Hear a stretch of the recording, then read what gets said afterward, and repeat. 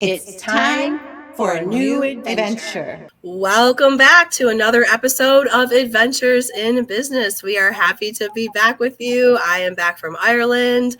We are recording this episode on July 5th, right after the holiday. I know it won't actually be released for a couple weeks from now, but we're all back. The sun is shining. It's the middle of summer. We're feeling good. How you doing, Lisa?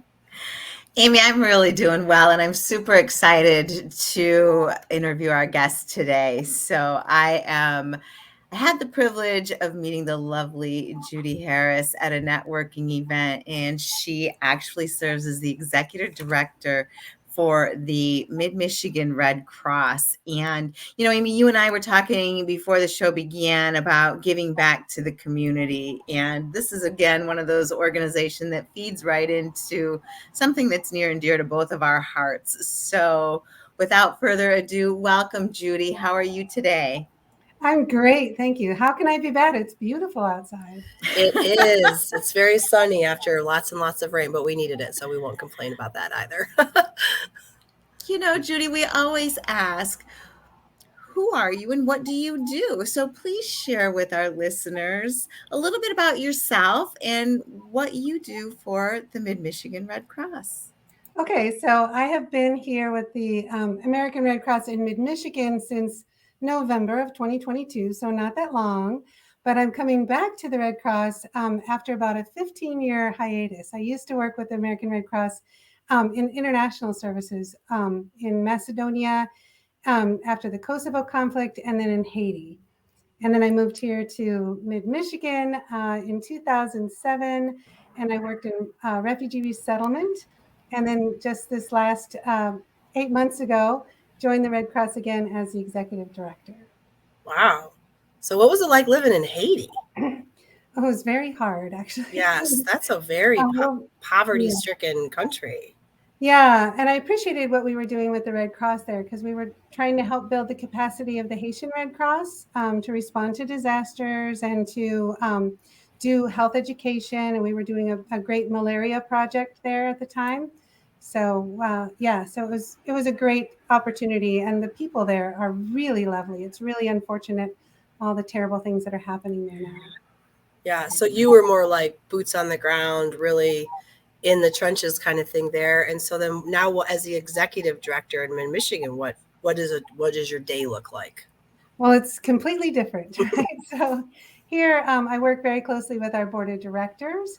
And so I'm really trying to be, the face of the Red Cross. If anybody needs anything from the Mid-Michigan chapter, I try to get out there and support our volunteers. We have 11 counties that we're responsible for in Mid-Michigan. So we go all the way from Clare up in the north down to Lenawee and Hillsdale in the south. So it's a big tranche of geography that we're working with, and just supporting the volunteers, getting the word out about who we are, raising funds all the time, recruiting volunteers, recruiting blood donors, because blood donations is a big part of what we do. So just getting out there, letting people know what it is that we do, and really thanking the people that do the daily response to house fires and things like that. Yeah. So what is something that the Red Cross does that people might not know about? Because I think people figure, they help in emergencies and the blood donations. But what's something that people might be surprised that the Red Cross does? I think a lot of people don't know about our services to the armed forces. So we have a big program that provides services to the armed forces. So that includes veterans here. We have resiliency classes that we put on for a lot of our veterans. We also have messages. So we have caseworkers here that provide messages to military folks overseas, and just let them know if there's any kind of emergency here, or if there's a need over there, or even if a baby's born or something like that. We make sure that we're sending messages to people who are, serving our country in that way. When did you first realize the importance of serving and giving back, not just for the Red Cross, but listening to your history, right? You're passionate about giving back to others. When did you discover that's who you are? I think I discovered that probably in college. I always wanted to do something, to give back, to have meaning in my life. And I started off in the Peace Corps in West Africa. And I stayed there for a couple of years after that as a trainer of Peace Corps volunteers. And then, and then after that, I worked in refugee resettlement in Washington, D.C. And then I started working overseas, and then I came here. So, yeah, I've always wanted to do that kind of work. I also have a bunch of refugee foster children, so which I got when I moved here. So that's an also a great thing that I've done, and I would encourage anybody to foster refugee kids. Oh my gosh, that is so wonderful. I learn more and more about you every time I get to see you. I love it. I love it. One of the things that you had mentioned at one of the Lansing Regional Chamber roundtables was the number of fires that we're Mm. experiencing. Can you share a little bit about what is happening in that arena? Yeah, so we haven't really figured out why there were so many. At the end of May and beginning of June, we suddenly had tons of house fires right here in Ingham County. And so that was really interesting. And, our team responds to them all the time. They get a call in the middle of the night and they run out there and they take care of people and they help get them resources and get them set up so that they're not just stranded in front of their house. And help get them connected. So if they, can start working on the rebuilding process. But yeah, we suddenly had a couple a day there for a couple of weeks, which was crazy. It didn't usually happen like that. And we're not always there to see the results of the investigation that the fire department does. So we're not sure why that was happening, but we do know at the time it was during the heat waves and the drought that we incurred. So that might have been part of it. What type of strategic partners do you have? So when they rush out in the middle of the night, right, for this family who's standing in front of their home watching it burn, do you have strategic partners where you can place them overnight for long-term stay? How would that work? Yeah, so we work with different hotels here in the community that take. So we have a special kind of it's kind of a gift card that we give to people. We really just give them money. We used to put people into hotels. Here's your hotel. But some people, they need a different kind of assistance. Maybe they have a place to stay, but maybe they need cash, to replace some of their belongings or something else.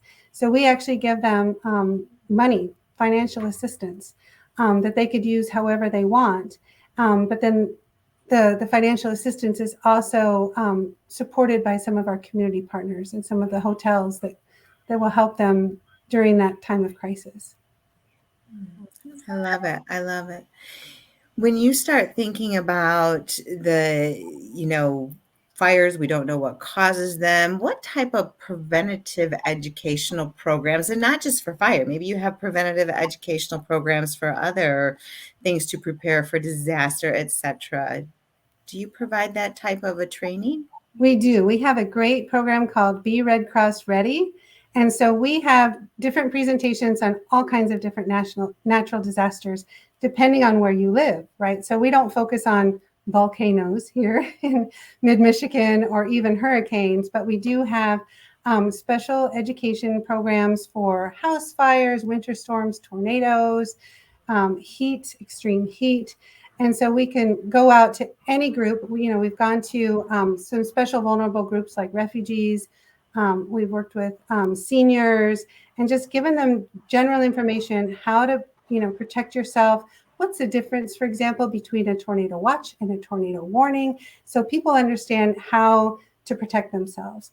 And so we do that with adults. And then we have really special programs for kids in schools. And those so for the younger kids, there's one, it's called Prepare with Pedro. Pedro's a little penguin. And so it tells a story of like what Pedro does, in case there's some kind of disaster in their home, and not just how to get out of the house and be safe, but prevention and then also recovery. So, we talk about what kind of things will help comfort you in a traumatic experience. And we do the same thing with the older kids. we have a pillowcase project. So we give them a pillowcase, they get to decorate it, and then they get to build a little kit for themselves on what would they do in case of emergency and what kind of things do they need. So these are great programs that we try to get out to as many schools as possible. So you do some of these educational moments in businesses as well, or predominantly the schools and maybe community events? Yeah, we'll do anything in the businesses. We'll do the adult presentations for businesses. We also have a great program called Ready Rating, the Red Cross Ready Rating. So we'll help a business do a self-evaluation to see how prepared they are for an emergency.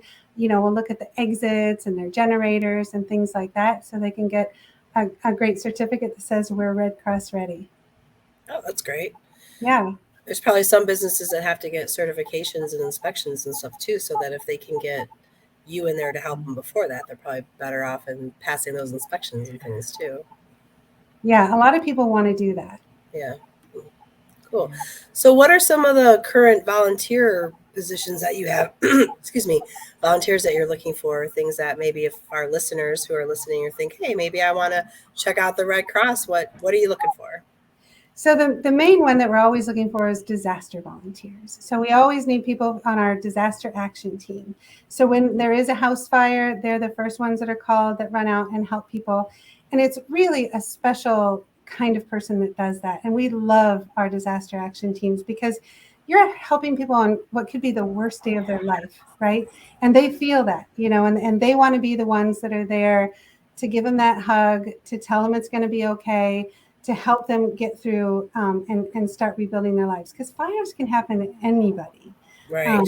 Any kind of house. And so it's really important that they have people who do this every day. I wouldn't know what to do. Right. I'd be so emotional and I'd be so freaked out that I need somebody there to kind of say, okay, call your insurance company, do this, and here's where you can find resources. So we need those disaster action team members. We also need blood ambassadors because we do lots of blood donations and we want to do more. We always need more places that we can do blood drives. So we love our blood donation ambassadors, are wonderful. What do those people do? So they help us set up blood drives and make connections with us in the community. And then when we do have a blood drive, they'll be there to help register people when they get in and make sure that they have their snack at the end and make sure everything's kind of going well for them. Gotcha. Okay. And I think those people really enjoy doing that because they get to talk to lots of people. Sure. And the people that are coming in and donating blood are usually, really nice, kind, and interesting people that they get to meet too. Right. You want to be there. Yeah. Yeah. And our disaster teams also get to do deployments in other parts of the country. So we have people from Michigan are all over the country right now. We have people in Guam. We have people in Mississippi.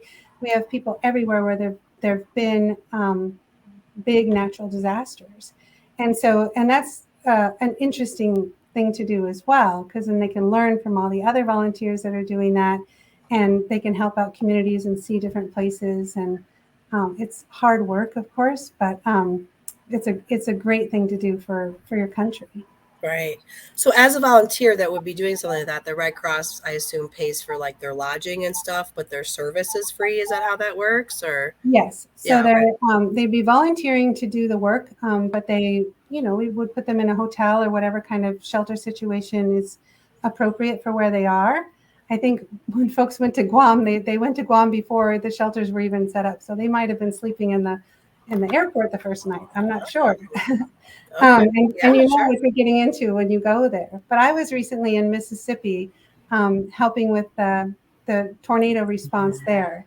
And that was a very interesting experience. And I worked with a lot of volunteers, a lot of whom are retired folks who've done this many, many times. And they had great war stories of all the other disasters that they've been in, and they were wonderful people, and This is how they're spending their retirement years, and they're loving it. Yeah.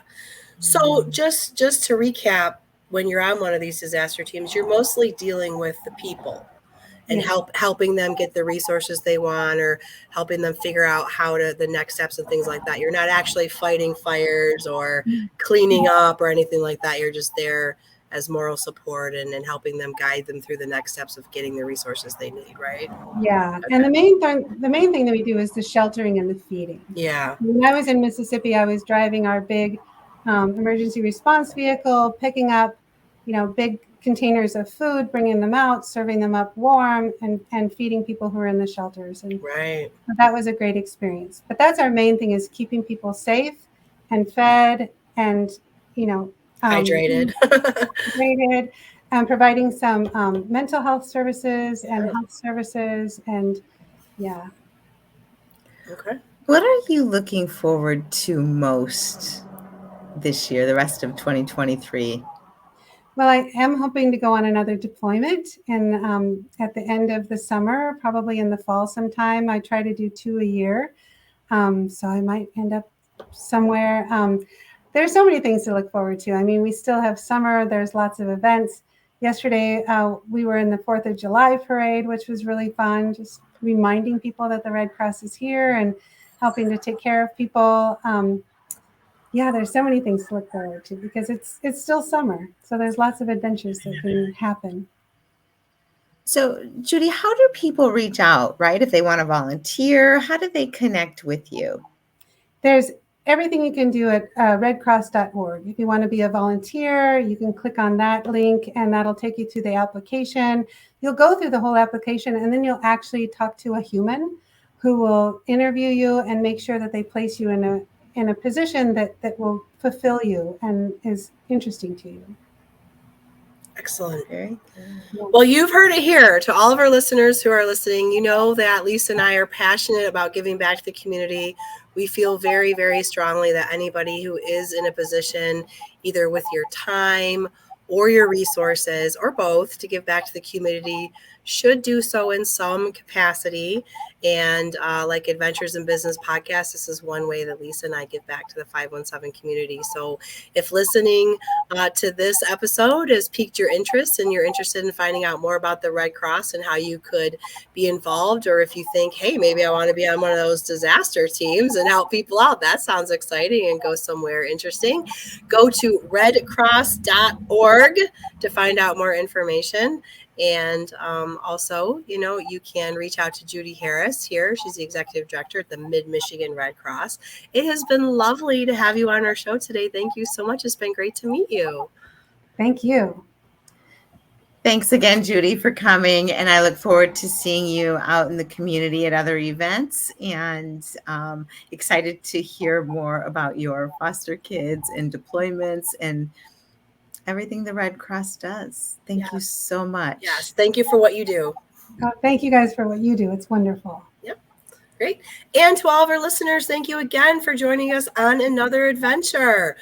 We release new episodes every Wednesday. You can find us at zediamedia.com or wherever you listen to your podcast, and also at our YouTube channel, Adventures in Business. We hope you have a great day. And as always, go out and make it an adventure.